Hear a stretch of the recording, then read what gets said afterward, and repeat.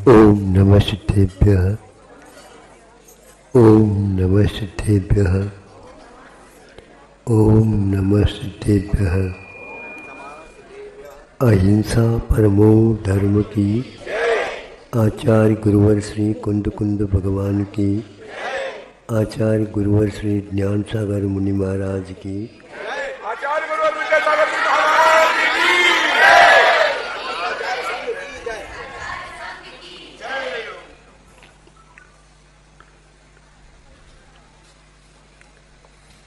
परिस्थितियाँ बदलती रहती हैं। कभी गर्मी का रूप, कभी सर्दी का रूप, कभी वर्षा, कभी अतिवृष्टि,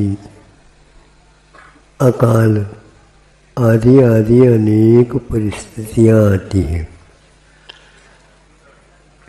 इन परिस्थितियों में विषमता समता दोनों ही पलती रहती। अब इनसे हम कैसे बचें, सवाल ही नहीं उठता। श्वास लेते हैं तो हवा आ जाती, प्राणवायु आ जाती है। अब हम नहीं चाहते, बहुत हवा हो गई तो वो हवा कहाँ जाएगी? यहाँ से हवा वहाँ चली जाएगी, खाली रह गए तो यहाँ की हवा यहाँ आ गई। आप बच नहीं सकोगे, फिर कैसे करें?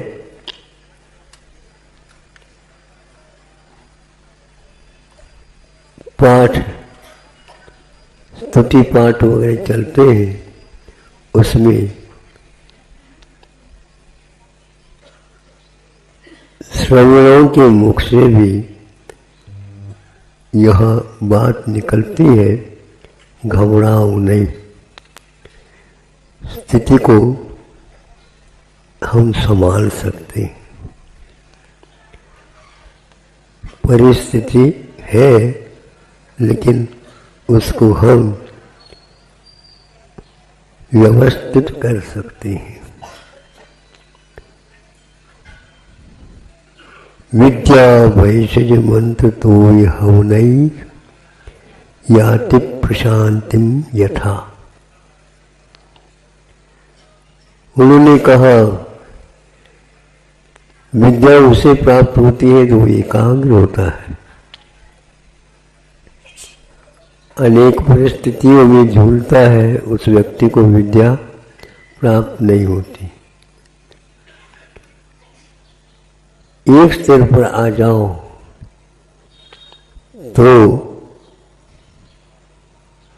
विद्या जिसको प्राप्त है, बैठे बैठे भी गर्मी के दिनों में वह शीतलता का और शीतकाल में भी उमस गर्मास का वह अनुभव करता है। और चाहे भीतरी प्रतिकूलताओं में भी उसे उससे भी शांति मिलती।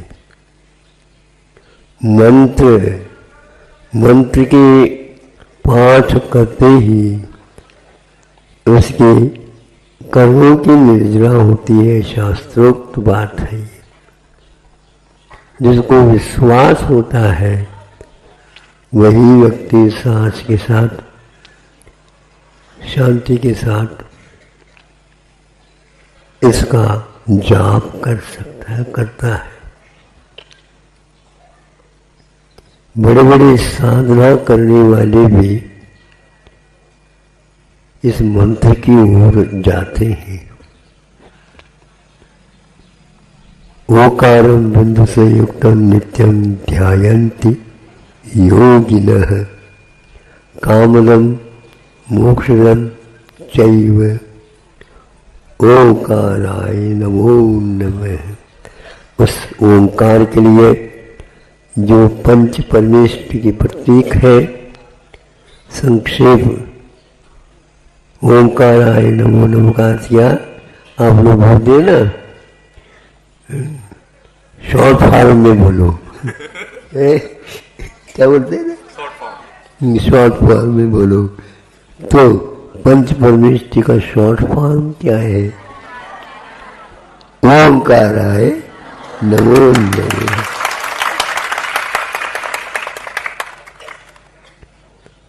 मतलब इतनी साधना करने वाले योगी लोग भी पंच परमेष्टि की शरण, उच्चारण, स्मरण, उनके प्रति उस पाठ का अर्थ, रहस्य सब कुछ प्राप्त करते रहते हैं।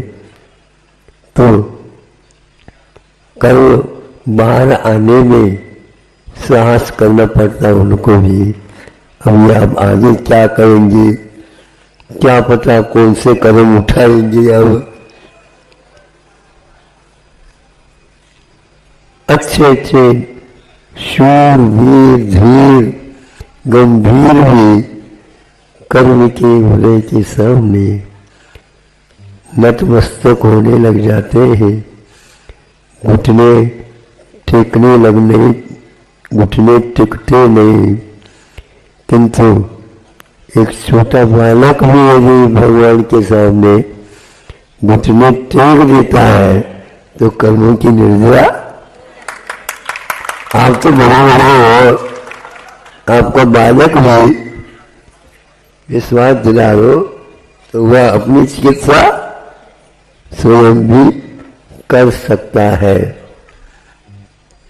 ऐसे ऋषियों ने हम लोगों के लिए दे दिया। छोड़ दो, इन्हें कुछ भी बात नहीं आती है तो आप तोय का अर्थ होता है जल। तोय का अर्थ जल होता है। भगवान को साक्षी बना करके आप पूजन करते हैं, अर्घ चढ़ाते हैं। भिन्न भिन्न एक एक द्रव्य, मंगल द्रव्य को समर्पित करते हैं गुरु चरणों में, अर्घ परमिष्टि बिंब के सामने करते हैं। तो एक अर्थ जल होता है। जल भी आप चढ़ाते हैं तो भी जो स्थान जलनशील है, ज्वलनशील मैंने जो जला रहा है, उसको भी वह मिटाने की क्षमता रखता है। ऐसा नहीं जलम नहीं पामिश्रा, उसमें भाव गुंफित है, उसमें भाव भरा हुआ है। उस कलशी में केवल जल नहीं भरा, किंतु जल भाव से भरा है और उस जल से वो कलश भरा है। फिर इसको अब विसर्जित करते हैं तो भीतर बहुत दिन से आपके घर को छोड़ करके जा नहीं रहा है ऐसा वैरी हाथ जोड़ करके कहते मैं जा रहा हूं। हाथ जोड़ करके जाओ ताकि तुम्हारे सामने भी कोई परिस्थिति आ जाए वो सब ठीक हो जाए। बार बार कहते महाराज आशीर्वाद दे दो, तो मैं पूछता हूँ काहे के लाने, प्रयोजन क्या है बताओ। और आज दुखी हूँ, संसार सारे सारे दुखी है। कोई तन सुखी, कोई तन दुखी, कोई मन दुखी, धन बिना, ये सारे के सारे दुखी ही है। धन नहीं होता तो फिर भी दुखी, किंतु ज्यादा जिसके पास धन है वो ज्यादा दुखी है, वो भी दुखी नहीं है। जिसके पास कम धन है, हे भगवान थोड़ी सा धन बढ़ जाए तो हम संतोष रखेंगे, ज्यादा नहीं चाहेंगे। ऐसे कहने वाले ही फिर बाद में ज्यादा धनी हो जाते हैं तो वो ज्यादा दुखी होते हैं। उनके दुख को देख करके ऐसा लगता है हे भगवान किसी धनी का दर्शन न हो तो अच्छा। बिल्कुल, अरे आप क्या समझ रहे हो, धनी होकर के यदि रो रहा, भीतर से वह दुखित हो रहा है, तो उस व्यक्ति को देखने से, सुनो अच्छे ढंग से, उस व्यक्ति को देखने से वह स्वामी महाराज कहते हैं 6ठे अध्याय में, वह स्वयं भी पाप का असाता का बंद कर रहा है, और उसको देख करके जो व्यक्ति दुखी हो रहा है वह भी असाता का बंद कर रहा है, और दोनों भी एक साथ बंद कर रहे हैं असाता का। इसलिए संगति सर्वदा आ रही है। आज जनों के साथ संगति करिए, ऐसे वैसे व्यक्तियों के साथ मैत्री ठीक नहीं है, क्योंकि उसके कारण हम शांत बैठे थे और रोने लगा, रोने को देख करके माँ भी रोने लग जाती, वो इसको क्या हो गया क्या पता, तो सबको ही रोगी बना देते हैं। इसलिए हम चाहते हैं आप संतोषी बनो, सबसे उत्तम है। जितनी आपकी तृष्णा बढ़ेगी, तो मैंने जल में भी कर्मों की निर्वाह करने की क्षमता विद्यमान है। और आज हमें पानी भी समय पर नहीं मिलता, कोई बात नहीं, कैसे नहीं मिलता, आपके पास पानी की व्यवस्था शुरुआत से ही है। कहाँ महाराज आंखों में पानी नहीं है क्या? बोलो, आप लोग हंसते भी रहते हो, राज्य की वो कहते, ये जो सफेद झूठ है ये महाराज, आज तक तो हमने नहीं सुना था झूठ भी सफेद होता है।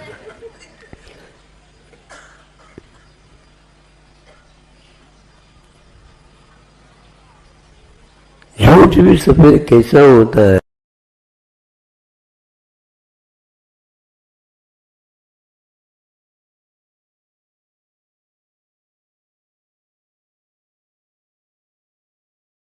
झूठ भी सफेद कैसा होता है? तो वह अलग रूप से प्रतिकूलता के साथ सोच रहा है, इसलिए वह शांत बैठा है सामने, किंतु शांत नहीं है। ये फिर भी हाँ ठीक है भाई महाराज, बिल्कुल ठीक हूँ, क्या ठीक है, उन सामने तो कहना ही पड़ता है। तो ये क्या है? औपचारिकता है। हर बात में हमारा मन, हमारे वचन, हमारे काय में इस प्रकार की औपचारिकता के कारण पाप बंद होता रहता है। हाँ, इसलिए ऐसी औपचारिकता और उसकी मात्रा बढ़ाना ठीक नहीं।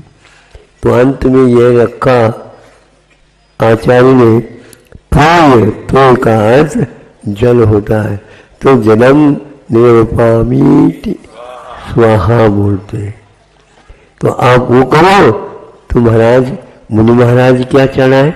हाँ बिल्कुल, अपना माथा चढ़ाए, सिर है मान करके, सिर है श्रीफलम ददामी, मैं श्रीफल चढ़ाता हूँ, और अश्रु वाणी गदगद कंठ से हम अर्घ चढ़ा रहे। आप चढ़ा रहे ना, हमारे पास न थाली है न और कुछ है, किंतु हम सब अष्ट मंगल द्रव्य आप भी उधर से चढ़ाते हैं तो हम भी इधर से। इस प्रकार हमारे लिए यत तत् जहाँ कहीं सर्वत्र जाओ, वहाँ पर अष्ट मंगल द्रव्य हमारे पास व्यवस्थित है, उसको हम काम में लेते हैं। हम क्यों मांगे? बिना मांगे ही हमारे लिए पहले से उपलब्ध है।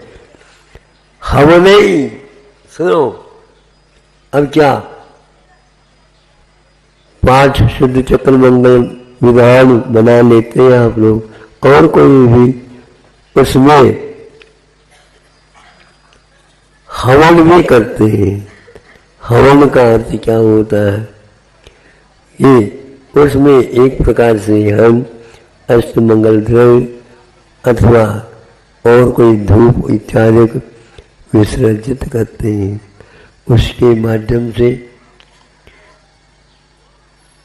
भी हमारे आसाता कर्म के उदय नष्ट होता है और उसके लिए प्रसिद्धि